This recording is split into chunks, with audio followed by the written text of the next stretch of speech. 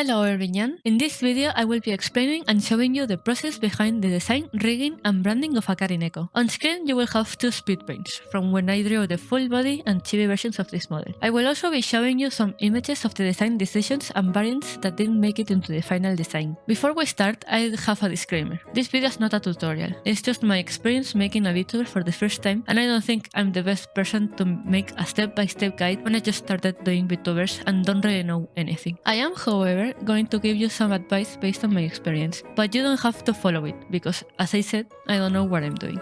Also, I would like to make this a series where I make Vtubers of different animes or OC characters to improve my rigging and cutting skills, and then explain the process. So expect more videos like this one. Getting that out of the way, let's start. So I actually started thinking about being a Vtuber like 2 years ago. The thing is, in the beginning, I wanted like a gothic cat aesthetic and didn't think much about other ideas I would have liked better. I also didn't brainstorm and change elements of the design and went directly into the final drawing for the rig, which I don't recommend. After I was done with the original design, I decided that I didn't like it that much and thought about other ideas, as I should have done from the beginning. Also, I hadn't thought about making the resolution and the parts of the drawing compatible with the free version of Live 2D, which I would be using to learn the program. Live 2D actually has like 42 days of trial for the pro version, but realistically, I didn't see myself doing all the rig in only 1 month while being in school and it being my first time. So that's why I decided to rig it with the free version. I also made a document in the beginning to research Vtubers and inspo for the original design, which was useful later on when I had to redo all the lore. I also used it to brainstorm for name ideas or put a to-do list about things I still had to do while in the process of creating the Vtuber. So I really recommend having a document where you can record all the ideas and decisions you make just in case, so that you can revisit something in the future. The first concept I came up with was that I wanted to be half cat. Also, I wanted some angel elements. Because of this, I initially made the color scheme white and red, but it didn't give me like goth vibes. So I decided to make a black and a white version. In the end, I decided to only rig the black version to make my life easier. I didn't know what my lore would be exactly, if a star, a shapeshifter, or a Nekomata angel. I also wanted to look androgynous, but I don't think I achieved it with this model. I also wanted to look tired and introverted, which I think I achieved in the full body. I also wanted Genshin to be part of my lore, so I gave myself a vision and put a Genshin background to the drawing.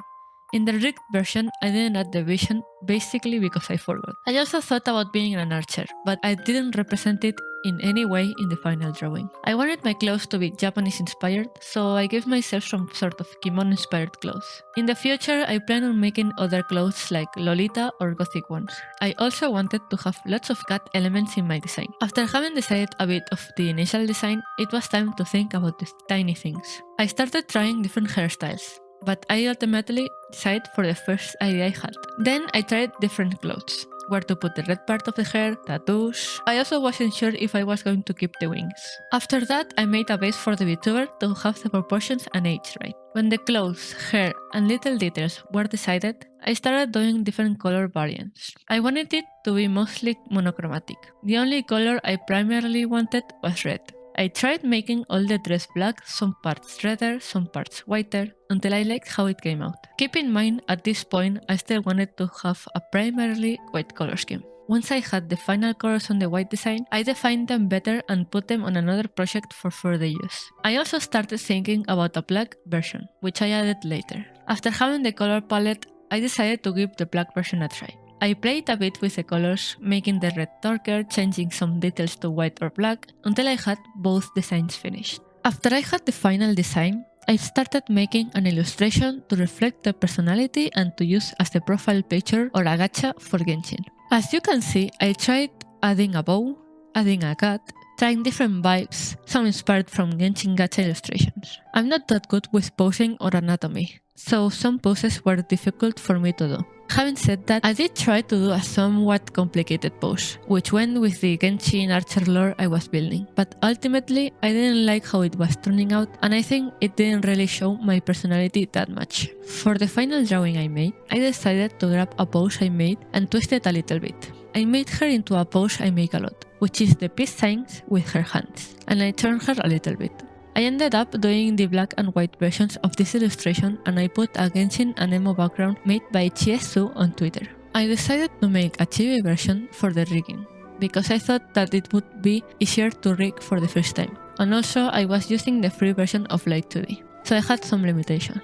Initially I made a black and white version, but I only rendered and rigged the black one, because it's the one I like the most, and to make things easier for me for the time of rigging. I didn't record the rigging part because it was my first time doing it and I was watching a lot of tutorials while I was rigging. Also, I restarted a lot of parts because I did it wrong or because I didn't like how it turned out. I promise next time I'll show you the rigging process. So how much time did it take me to make the Vtuber from concept art to rigging? Well, keep in mind I'm in school, so I don't have as much free time to work on my projects as I would like. And also I am a professional procrastinator, so the time I spend is probably way longer than it should. That being said, I started the actual drawing in December of 2022. Yes, that long ago. And I finished the rigging in June of next year. I had already worked for a year on the concept of being a Vtuber, but it took 6 months to make the actual Vtuber. Once I had my Vtuber done and rigged, it was time to think about branding.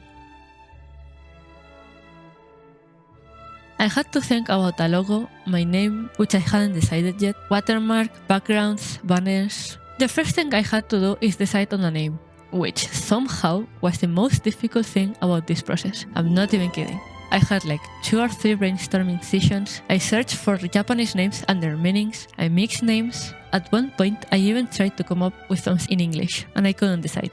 So how did I eventually decide on Akari Neko? Well, with time. I first decided on another name.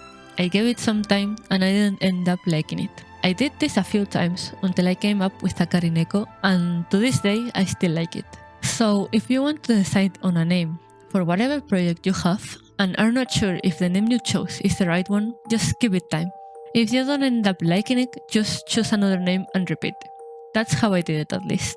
For my logo, I went for what most VTubers do, my name with different elements that represent me. Some of the things I did was change the O in Neko for a bell, put a star in the Y, and add some details to the letters. After making the logo, I translated it to Japanese and made another version similar to the original. Then it was time for the watermark for my videos, and potentially for my drawings. I didn't want the watermark to be my face again, so I took my pet as inspiration. I decided to make her have some references to me, to still show that it's my channel. I added a wing on her back and red details at the end of her tail, ears and paws.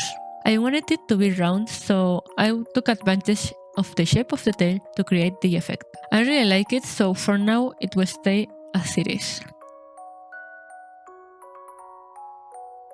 And that's how I created my VTuber. I really recommend that if you're thinking of creating your own VTuber but you are not sure because you think it's too difficult, to just do it.